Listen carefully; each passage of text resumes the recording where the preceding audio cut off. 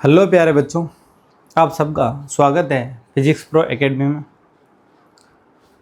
आप सभी 11वीं क्लास की फ़िज़िक्स के बारे में पढ़ने वाले हैं। अभी तक अपन ने 2 लेक्चर लिए हैं। एक लेक्चर में अपने बताया था भौतिक राशियों के बारे में और सेकंड लेक्चर में बताया था मात्रक के बारे में। मात्रक क्या होता है, मात्रक की आवश्यकता क्यों पड़ी, मात्रक पद्धतियाँ कौन कौन सी है, एसआई पद्धति और एमकेएस पद्धति में क्या अंतर है। तो मेनली एसआई पद्धति क्या है, एमकेएस पद्धति का विस्तार रूप है।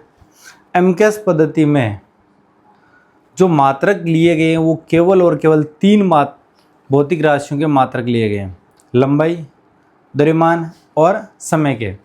परंतु एसआई मात्रक पद्धति में सभी मूल और व्युत्पन्न और पूरक राशियों के मात्रकों को सम्मिलित किया गया है। इस चीज़ का विशेषकर ध्यान।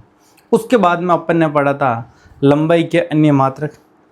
आज अपन पढ़ने वाले हैं द्रव्यमान के अन्य मात्रक, समय के अन्य मात्रक और विमाएं। विमा क्यों बनाई गई, क्यों काम मान लिया जा रहा है, विमाओं का उपयोग क्या है, उन सभी के बारे में आज की क्लास में जानने का प्रयास करेंगे। तो सबसे पहला टॉपिक है द्रव्यमान के अन्य मात्रक। द्रव्यमान के अन्य मात्रक, एक एक टॉपिक को ढंग से समझ जाए। द्रव्यमान के अन्य मात्रक में बात करेंगे 1 kg। द्रव्यमान का मात्रक क्या होता है, किलोग्राम। और 1 किलोग्राम में कितने ग्राम होंगे, तो सबको पता है 1 किलोग्राम में कितने ग्राम होते हैं, 1000 ग्राम। अब मुझे पूछ लिया जाए 1 ग्राम में कितना किलोग्राम होगा, तो जानना 1 ग्राम में मैं इस 1000 पूरे को बराबर के उधर भेज दूँ तो गुणा से कहाँ चला जाएगा, भाग में चला जाएगा। तो 1/1000 kg, या फिर मैं इसको लिख सकता हूँ 1/10 की पावर 3 kg। इसको और ज़्यादा सिंप्लीफाई करना चाहूँ तो इस पावर को ऊपर लेके चला जाऊँ तो 1 ग्राम बराबर हो जाएगा 10 की पावर -3 kg। और यहाँ पर kg को ग्राम में लिखना चाहूँ तो 1 kg किसके बराबर हो जाएगा, 10 की पावर 3 ग्राम के। ये जानना 1 ग्राम बराबर क्या होगा, 10 की पावर -3 kg। और 1 kg बराबर कितना हो जाएगा, 10 की पावर 3 ग्राम।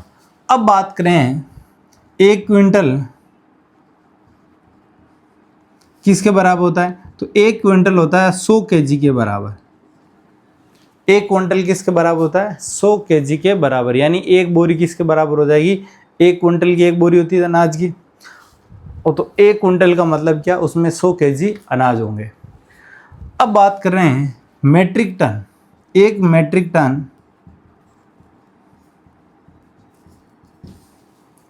1 मेट्रिक टन जानना, जो भी ट्रक वगैरह है उसमें जो माल लोड होता है वो हमेशा मेट्रिक टन में समता दी हुई मिलती है। तो 1 मेट्रिक टन किसके बराबर होता है, 10 क्विंटल के बराबर। 1 मेट्रिक टन है वो किसके बराबर होता है, 10 क्विंटल के बराबर। 1 मेट्रिक टन होगा वो 10 क्विंटल के बराबर होगा। और 1 क्विंटल में कितना, 100 kg। तो 1 मेट्रिक टन में कितने kg हो जाएंगे, 1000। 1 मेट्रिक टन में कितने kg हो जाएंगे, 1000 kg होते हैं। अब बात करेंगे अगले मात्रक की। तो अगला मात्रक है जो इम्पोर्टेंट है, दोनों याद रखने, परमाणु द्रव्यमान मात्रक। परमाणु द्रव्यमान मात्रक, atomic mass unit. Atomic mass unit, तो यहाँ इसका शॉर्ट फॉर्म लिखा जाता है AMU, एटॉमिक मास यूनिट। और जानना, जो परमाणु द्रव्यमान मात्रक होता है वो 1 न्यूट्रॉन के द्रव्यमान के तुल्य होता है। और 1 न्यूट्रॉन का द्रव्यमान क्या होता है, 1.67 × 10 की पावर -27 kg। तो इसका मतलब 1 AMU का द्रव्यमान भी कितना हो जाएगा, 1 AMU का द्रव्यमान होगा 1.67 × 10 की पावर -27 kg। यहाँ पर लिख सकता हूँ 1 न्यूट्रॉन के द्रव्यमान के बराबर। 1 न्यूट्रॉन के द्रव्यमान के बराबर। तो जाना एक परमाणु द्रव्यमान में यानी एक एमयू किसके बराबर होता है, एक न्यूट्रॉन के द्रव्यमान के बराबर होता है। इस चीज को जानना। आपको एक चीज और बता देता हूं, एक एएमयू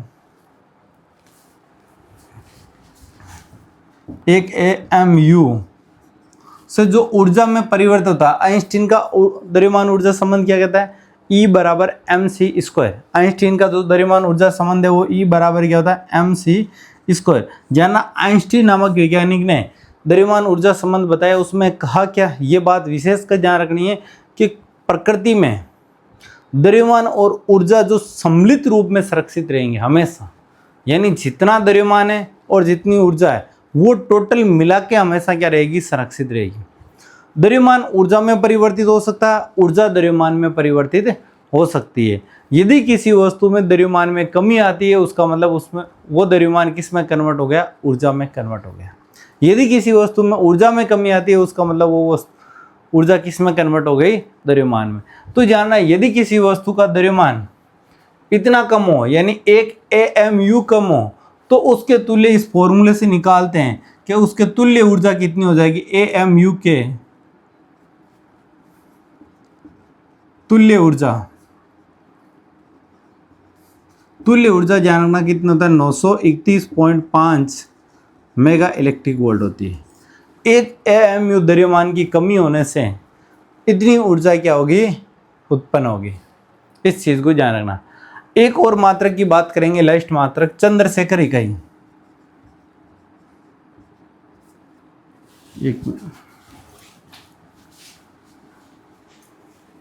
अगले मात्रक की बात करेंगे चंद्रशेखर इकाई।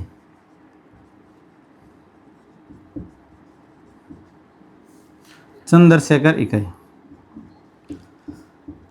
चंद्रशेखर इकाई जानना द्रव्यमान का सबसे बड़ा मात्रक होता है। ये क्या होगा, सबसे बड़ा मात्रक है, सबसे बड़ा मात्रक होगा।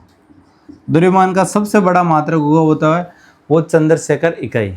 और एक चंद्रशेखर इकाई है वो सूर्य के द्रव्यमान से 2 गुना अधिक होता है। सूर्य के द्रव्यमान से लगभग 2 गुना बोल सकते हैं, या फिर 1.4 इंटू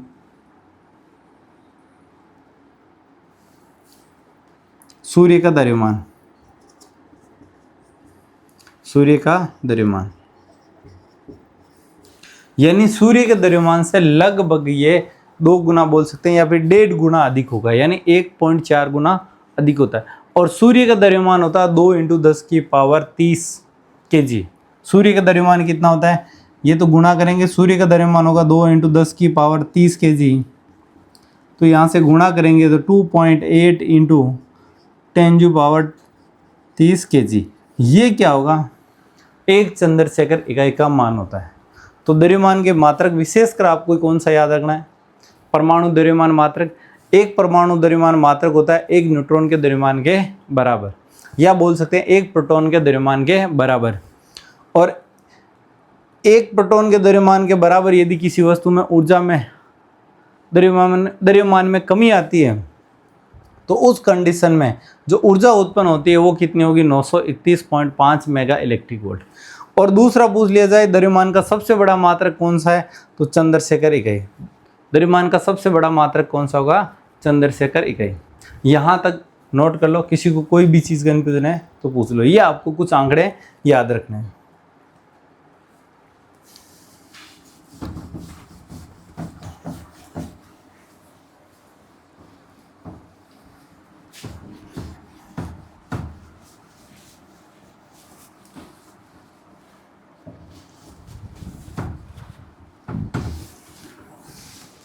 आगे अपन बात करेंगे समय के अन्य मात्रक। समय के अन्य मात्रक, समय के अन्य मात्रक। तो सबसे पहले बात करेंगे सौर वर्ष। सौर वर्ष, सौर वर्ष का मतलब क्या होता है, पृथ्वी सूर्य के चारों ओर चक्कर लगाने में जितना समय लेती है उसे क्या बोला जाता है, सौर वर्ष। इससे क्या बोला जाता है, सौर वर्ष। तो क्या हो जाएगा, पृथ्वी सूर्य के चारों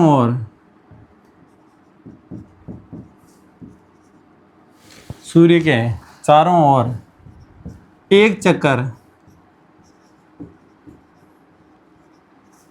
पूर्ण करने में लगा समय क्या कहलाता है, सौर वर्ष कहलाता है। लगा समय क्या कहलाएगा, सौर वर्ष कहलाता है। इस चीज को विशेष कर जानना, पृथ्वी सूर्य के चारों ओर एक पूर्ण चक्कर लगाएगी, तो एक पूर्ण चक्कर कितने समय में लगाती है, तो जानना वो कितना हो जाएगा, 365 सही 1/4 दिन। कितना होता है, 365 सही 1/4 दिन, या फिर लिख सकते हो 365.25 दिन। अब जानना 365 सही 1/4 दिन का मतलब क्या हो गया। आप देखते हो साधारण वर्ष कितने दिन का होता है, 365 दिन का, और हर चौथे साल एक लीप ईयर आएगा जो कितना हो जाएगा, 366 दिन का। तो ये जो 1/4 दिन का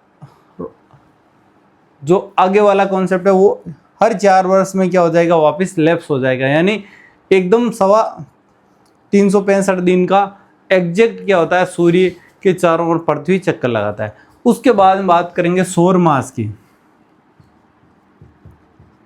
सौर मास बोल सकते हैं या चंद्रमास बोल सकते हैं इसको, चंद्रमास। चंद्रमास का मतलब है चंद्रमा के द्वारा पृथ्वी के चारों ओर चक्कर लगाने में लगा समय। तो चंद्रमा के द्वारा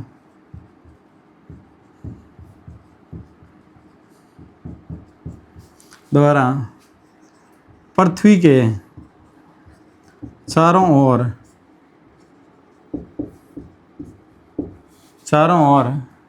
चक्कर लगाने में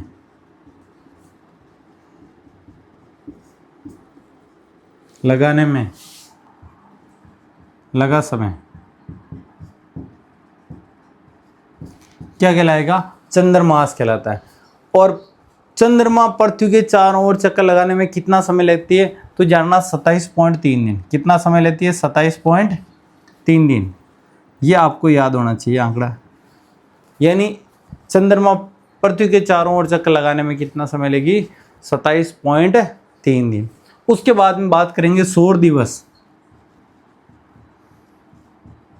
सौर दिवस का मतलब हो गया एक दिन, और दिन और रात किसके कारण होता है, पृथ्वी अपने अक्ष पर क्या करती है, घूर्णन गति करती है। पृथ्वी अपने अक्ष पर क्या करती है, घूर्णन गति करती है, जिसके कारण दिन और रात होते हैं। और एक दिन का मतलब क्या हो गया, 12 घंटे दिन के और 12 घंटे रात के। जब कंप्लीट 24 घंटे होते हैं, उसे क्या बोलते हैं, एक दिन बोलते हैं। उसे क्या बोलते हैं, एक दिन बोलते हैं। और या फिर अपन इसके हिसाब से बोल सकते हैं एक साल में कितने दिन होंगे, 365 सही 1/, यदि मैं एक साल में इसका भाग दे दूं तो मेरे पास एक दिवस का मान भी आ जाएगा। तो मैं सीधा सिंपल लिख दूं, पृथ्वी अपने अक्ष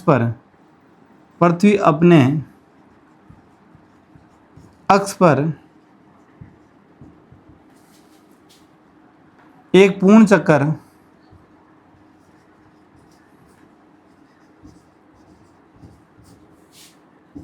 करने में लगा समय क्या हो जाएगा, 24 घंटे। क्या हो जाएगा, 24 घंटे। सिंपल से याद ना, सौर वर्ष होता है पृथ्वी सूर्य के चारों ओर चक्कर लगाने में लगा समय 365 से 1/4 दिन। उसके बाद चंद्रमा के द्वारा पृथ्वी के चारों ओर चक्कर लगाने में लगा समय चंद्रमास कहलाता है, और उसका समय लगता है 27.3 दिन। उसके बाद में सौर दिवस की बात करेंगे। सौर दिवस क्या होगा, पृथ्वी अपने अक्ष पर घूर्णन गति करते हुए कितना समय लेती है एक पूर्ण चक्कर के लिए, तो वो कितना हो जाएगा, 24 घंटे। उसके बाद में एक और मात्रा की बात करेंगे, सेक। जानना, ये आपको याद रखना है, आपने एक पढ़ा था पारसेक। पारसेक जानना लंबाई का सबसे बड़ा मात्रक है, या दूरी का सबसे बड़ा मात्रक बोल सकते हैं। और जो सेक होता है वो समय का सबसे छोटा मात्रक होगा। ये क्या होगा? समय का सबसे छोटा मात्रक, सबसे छोटा मात्रक होगा, समय का सबसे छोटा मात्रक है। जो सेक होता है वो समय का सबसे छोटा मात्रक होता है। और ध्यान रखना, एक सेक बराबर 10⁻⁻8 सेकंड होते हैं। एक सेक बराबर कितने होते हैं? 10⁻⁻8 सेकंड।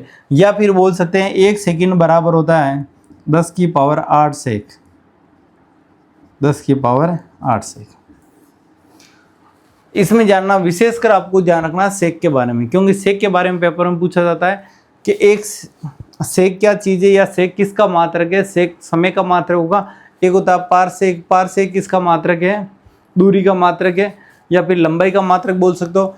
एक आपके पास पढ़ोगे प्रकाश वर्ष, प्रकाश वर्ष, प्रकाश वर्ष भी किसका मात्रक है? ये भी जानना लंबाई का मात्रक है। प्रकाश वर्ष भी क्या है? लंबाई का मात्रक है। कंफ्यूजन यहाँ पर इसलिए होता है क्योंकि यहाँ पर वर्ष लगा है, और वर्ष अपन किससे मान के चलते हैं कि समय से हैं, कि 1 वर्ष हो गया, 2 वर्ष हो गया, वो वर्ष अपन समय को रिप्रेजेंट करते हैं। इसलिए जैसे ही प्रकाश वर्ष आता है बच्चों को ये गलती हो जाती है कि ये समय का मात्रक है, लेकिन वास्तविकता में ये किसका मात्रक होगा? दूरी का मात्रक होगा, या फिर लंबाई का मात्रक बोल सकते हैं। और ये होता क्या चीज़ है? कल लेक्चर में बताया था, प्रकाश के द्वारा निर्वात में 1 साल में जितनी दूरी तय करते हैं उस दूरी को क्या बोलते हैं? 1 प्रकाश वर्ष या 1 लाइट ईयर कहते हैं। तो जानना, लंबाई के अन्य मात्रक पढ़ लिए, द्रव्यमान के पढ़ लिए, और समय के अन्य मात्रक पढ़ लिए। अगला टॉपिक रहेगा अपना विमा। विमा क्या चीज़ है उसके बारे में जानेंगे।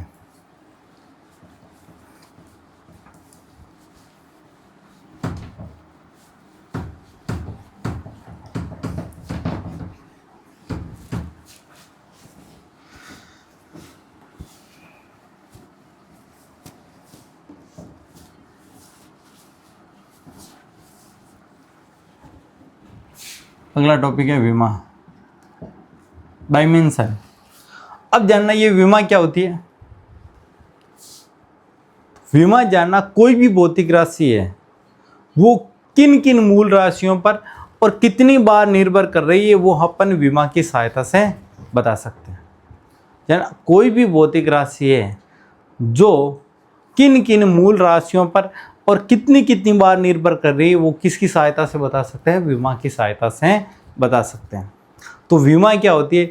विमा ध्यान रखना, किसी भी भौतिक राशि को प्रदर्शित करने के लिए MLT पर जो घात लगाते हैं उस घात को क्या बोला जाता है? विमा।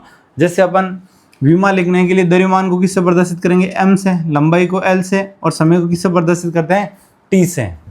यहाँ पर जो भी मैंने घात लगा दी, मान लो 1 1 1, किसी भौतिक राशि को प्रदर्शित करने के लिए मैंने ये घातें लगा दी।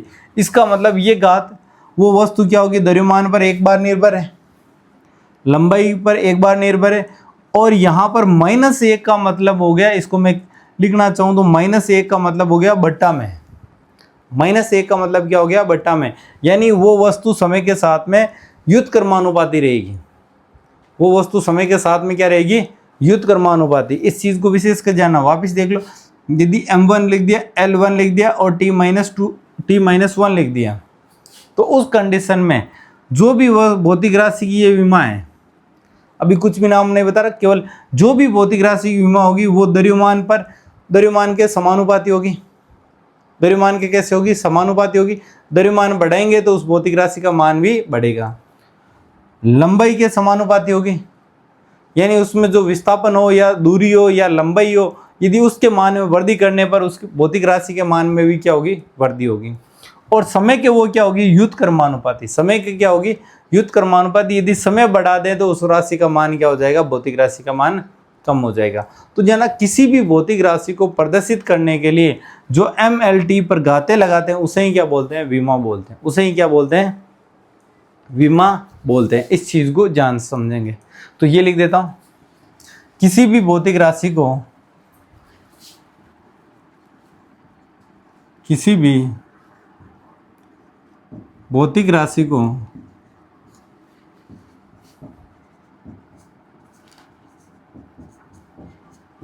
प्रदर्शित करने के लिए, किसी भी भौतिक राशि को प्रदर्शित करने के लिए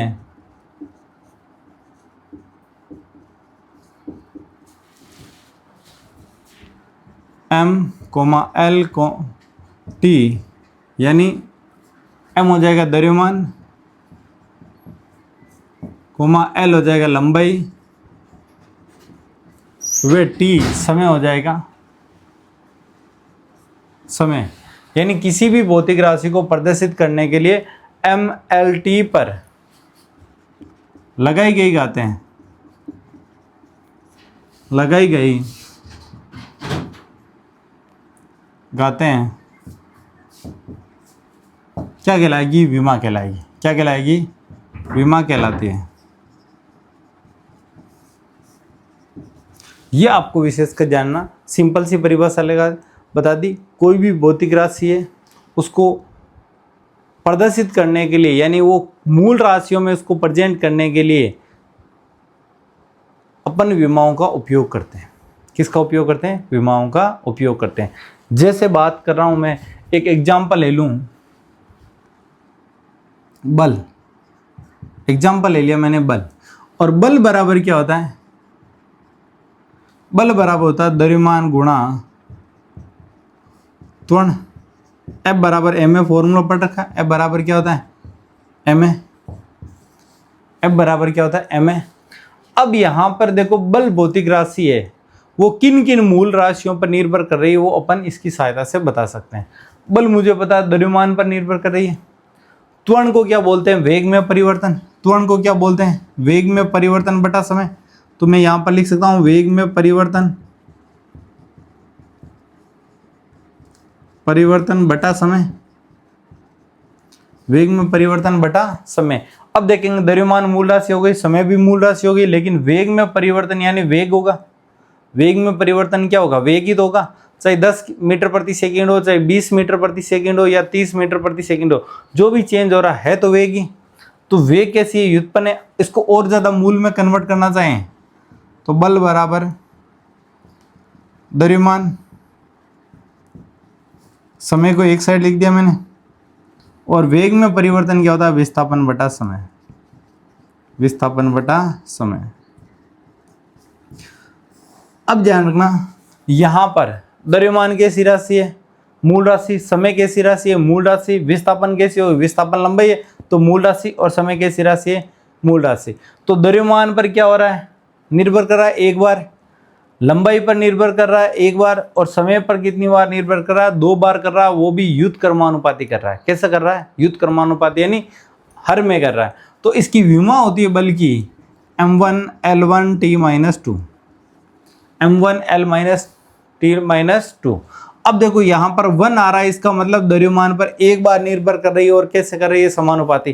तो द्रव्यमान पर एक बार कर रही है और कैसे कर रही है? समानुपाती, ऊपर आ गई। इसी प्रकार लंबाई में एक बार निर्भर कर रही है, वो भी समानुपाती, यानी लंबाई पर निर्भर कर रही है एक बार, वो भी समानुपाती। और समय पर 2 बार युत कर्मानुपाती निर्भर कर रही है, तो एक बार ये हो गई, एक बार ये हो गई। तो जानना, कोई भी भौतिक राशि है किन किन मूल राशियों पर कितनी बार निर्भर कर रही है, वो किसकी सहायता से पता करते हैं? अपन विमा की सहायता से सीधे डायरेक्टली बता सकते हैं कि ये राशि किन किन मूल राशियों पर निर्भर करेगी। अब विमाओं के लिए कुछ पॉइंट लिखेंगे अपन, विमाओं को किस प्रकार प्रदर्शित कर सकते हैं।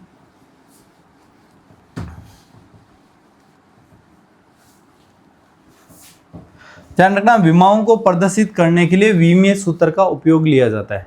विमाओं को प्रदर्शित करने के लिए किसका उपयोग लेते हैं? विमीय सूत्र का। विमीय सूत्र, ये विमीय सूत्र क्या है जानना, किस प्रकार इसको विमाओं को लिखते हैं, तो इसके अलग अलग पॉइंट है। तो सबसे पहले ध्यान रखना, पहला पॉइंट क्या रहेगा? विमीय सूत्र को, विमीय सूत्र को सदैव बड़े कोष्ठक में रखते हैं, बड़े कोष्ठक में रखते हैं। यानी विमीय सूत्र को सदैव किस कोष्ठक में रखेंगे? इस बड़े वाले कोष्ठक में रखेंगे। दूसरा पॉइंट, विमीय सूत्र में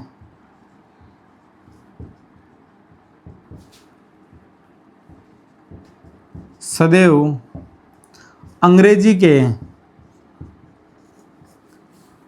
बड़े अक्षर लिखे जाते हैं। लिखे, इसका मतलब क्या हो गया, द्रव्यमान को मैं क्या लिखूंगा, कैपिटल एम। कौन कौन से, यानी द्रव्यमान को क्या लिखूंगा, हमेशा कैपिटल एम से लिखेंगे। लंबाई को किससे लिखने वाला हूं मैं, लंबाई को लिखूंगा कैपिटल एल से। समय को कैपिटल टी से।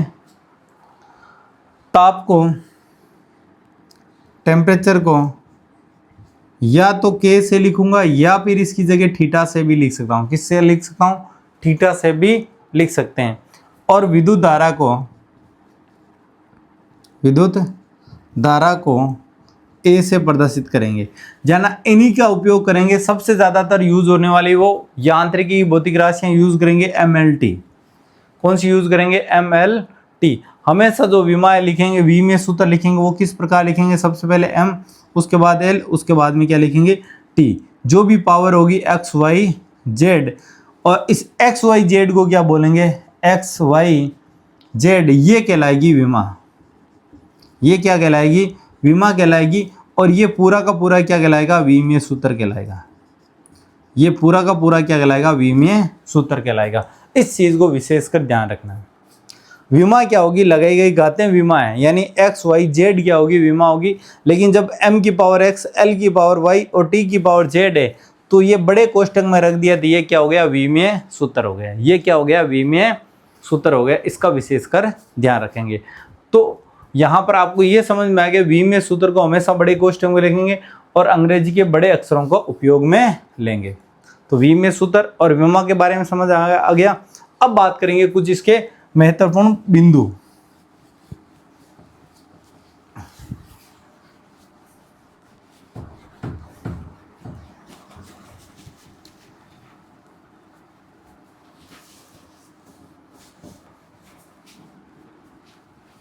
विमाओं के गुण, विमाओं के गुण। जना विमाओं के 2-3-4 गुण पढ़ने वाले हैं, उसको ध्यान से समझना है। पहला गुण क्या है, समान विमाओं को आपस में जोड़ सकते हैं और घटा सकते हैं। समान विमाओं को ही आपस में जोड़ सकते हैं और घटा सकते हैं। इसका मतलब समझिए, द्रव्यमान को किससे जोड़ सकता हूँ, द्रव्यमान में ही जोड़ सकता हूँ। लंबाई को लंबाई में जोड़ सकता हूँ और लंबाई में घटा सकता हूँ। समय को समय में जोड़ा जा सकता है। ताप को ताप में जोड़ा जा सकता है। और विद्युत धारा को विद्युत धारा में ही जोड़ा घटाया जा सकता है। कभी भी ऐसा नहीं करेंगे कि द्रव्यमान को लंबाई में से घटा दें या लंबाई को समय में से घटा दें या समय में से द्रव्यमान को घटा दें, ऐसा कभी नहीं होगा। इस चीज को विशेषकर ध्यान रखना। समान विमाओं को ही आपस में जोड़ा जा सकता है और घटाया जा सकता है। तो पहला पॉइंट हो जाएगा, समान विमाओं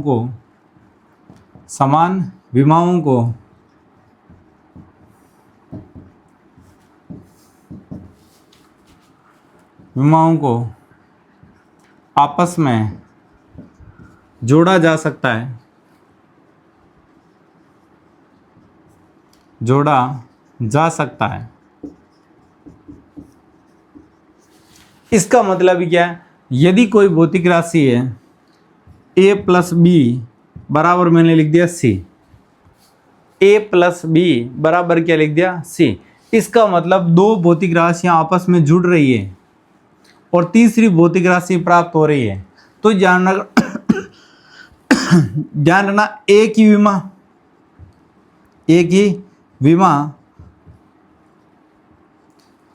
और बी की विमा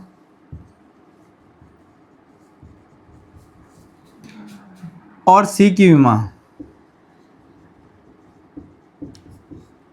तीनों की विमाएं आपस में क्या होगी, बराबर होगी।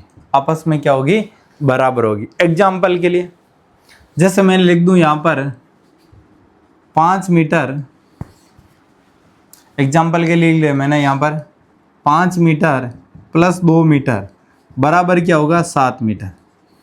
बराबर क्या होगा, 7 मीटर।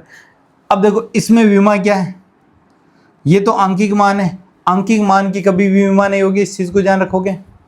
ये भी आंकिक मान है, इसकी विमा नहीं होगी, इसकी भी विमा नहीं होगी। अब देखो ए की विमा, ए की विमा क्या है, मीटर, मीटर का मतलब एल। बी की विमा, बी की विमा क्या है, एल। और सी की विमा भी क्या होगी, एल। यानी तीनों की विमाएं आपस में क्या होगी, बराबर होगी। ऐसा कभी नहीं होगा 2 मीटर प्लस 2 केजी बराबर 2 मीटर इंटू केजी, ऐसा कभी नहीं होगा। ये इक्वेशन ही नहीं बनेगी, क्योंकि यहाँ पर विमा कितनी है, एल है, यहाँ पर विमा एम है, और यहाँ पर कितनी है, एल एम है। तो ये कभी संभव नहीं होगा। समान विमाओं को ही आपस में जोड़ सकते हैं और समान विमाओं को भी आपस में घटा सकते हैं, इसका विशेषकर ध्यान रखेंगे। अगला पॉइंट क्या रहेगा, ये पहला पॉइंट समझ में आ गया। दूसरे पॉइंट की बात करेंगे, कोई भी समीकरण यदि सत्य है तो विमीय रूप से वो 101% क्या होगा, सत्य होगा। यदि कोई समीकरण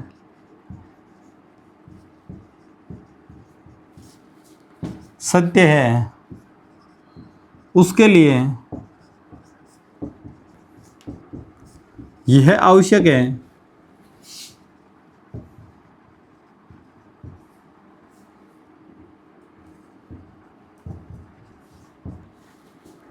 कि वह विमीय रूप से सत्य हो, विमीय रूप से सत्य हो। यदि कोई भी भौतिक राशि में फॉर्मूला है या समीकरण प्राप्त हो रहा है, यदि वो सत्य कब होगा, जब वह विमीय रूप से सत्य होगा, तभी सत्य होगा। यदि विमीय रूप से सत्य नहीं है तो वो कभी भी समीकरण सत्य नहीं हो सकता।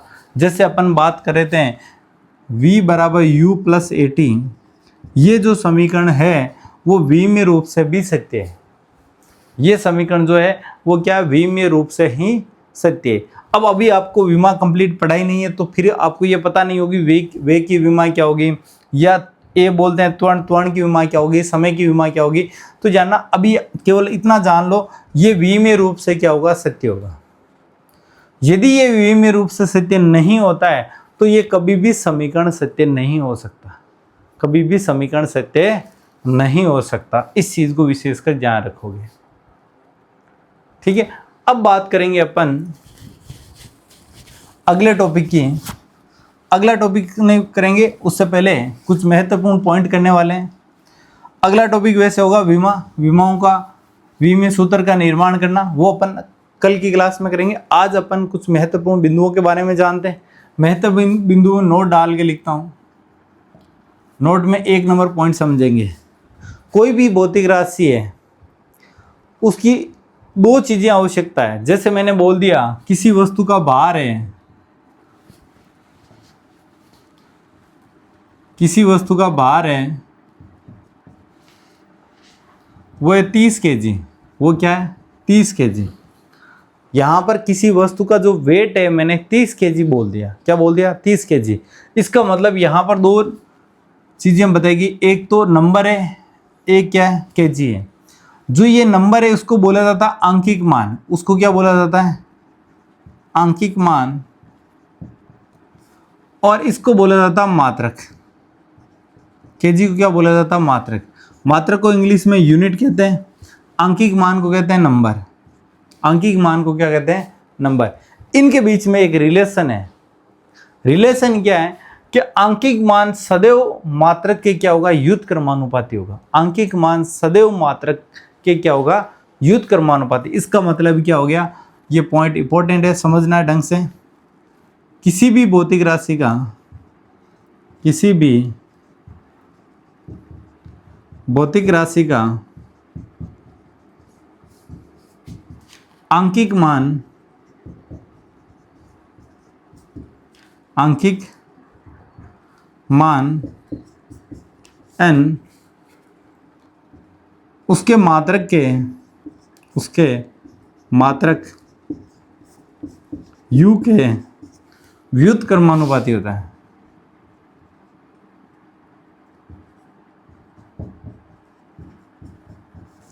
व्युत्क्रमानुपाती होता है।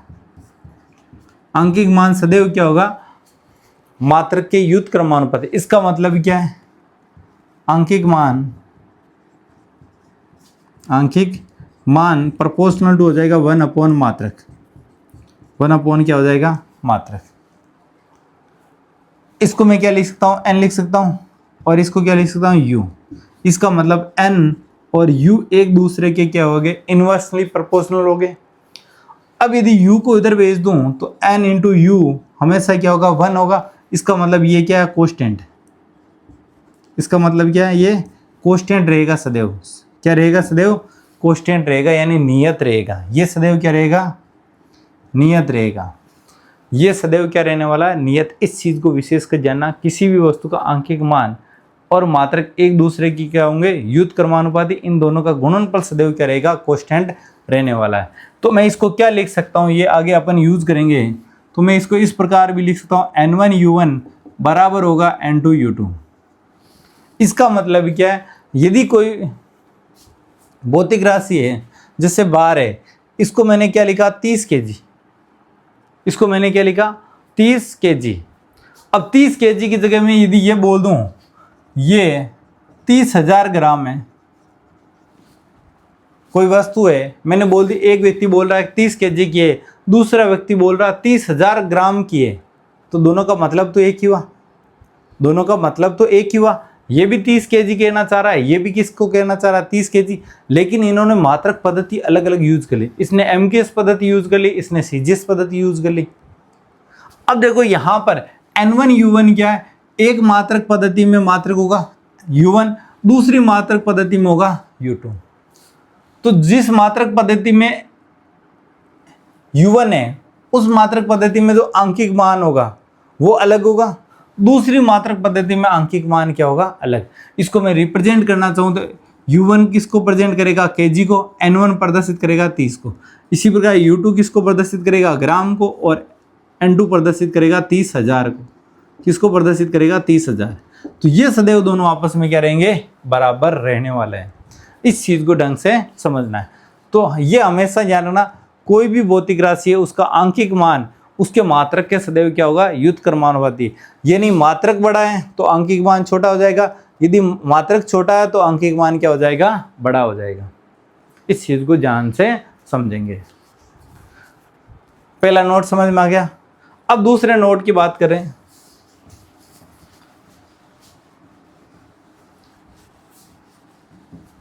कोण और रेडियन के मध्य संबंध की बात करेंगे।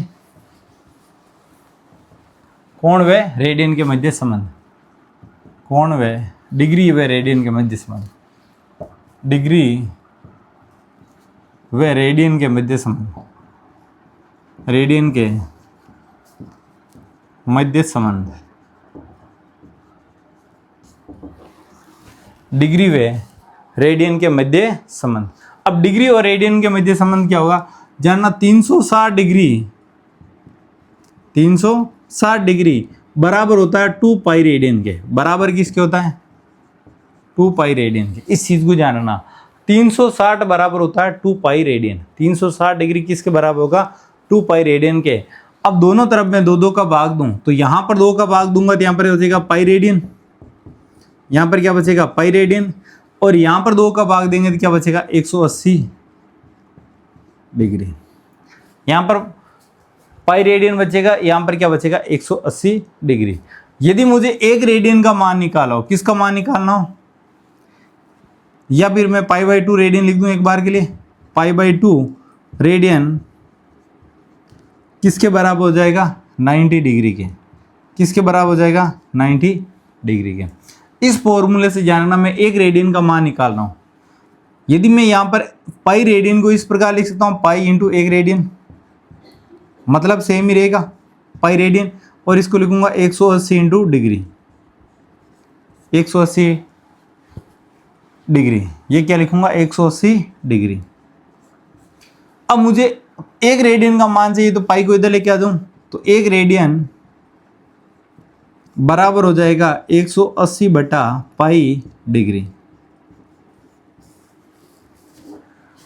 पाई का मान कितना होता है, पाई का मान होता है 22/7। पाई का मान कितना होता है 22/7। इस चीज़ को ध्यान रखना, ये हमेशा फिक्स है 22/7 या 3.14, 3.14 ये पाई का मान होता है। तो वैल्यू रखेंगे यहाँ पर 1 रेडियन बराबर 180, 22 और ये 7 कहाँ चला जाएगा, ऊपर चला जाएगा और इसका क्या लगा दूंगा डिग्री। अब 2 से काटेंगे 11 बार, 2 से काटेंगे 90, 9 7 63, 0 है बटा 11, ये क्या लगा दिया डिग्री। अब जाना 11 का भाग 63 में दूंगा, कितनी बार जाएगा 5 बार, 55, 55 घटाएंगे तो 8 बचेगा 80, 80 में भाग दिया कितनी बार 57, 77, फिर कितना बचेगा 3 पॉइंट लगाया, फिर भाग दिया 2 बार 7 बचा, फिर भाग दिया 6 बार, ये क्या प्राप्त हो जाएगा डिग्री। तो इसको 1 रेडियन बराबर 57.26 डिग्री बोल सकते हैं, या फिर 1 रेडियन बराबर आपके बुक में लिखा हुआ मिलेगा 57.3 डिग्री।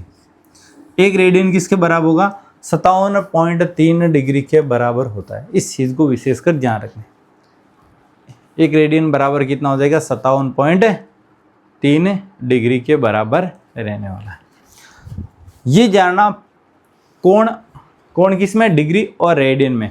जानना दोनों ही कोण के मात्रक होंगे, दोनों ही समतल कोण के मात्रक है। किसके मात्रक है, समतल कोण के मात्रक है। डिग्री भी मात्रक है और रेडियन भी मात्रक है। जो रेडियन है वो कैसा मात्रक होगा, एसआई पद्धति में मात्रक होगा। इस चीज़ का ध्यान रखोगे।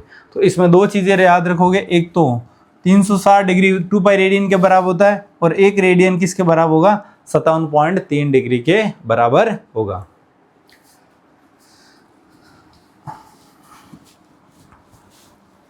अब अगला तीसरा नोट देखेंगे।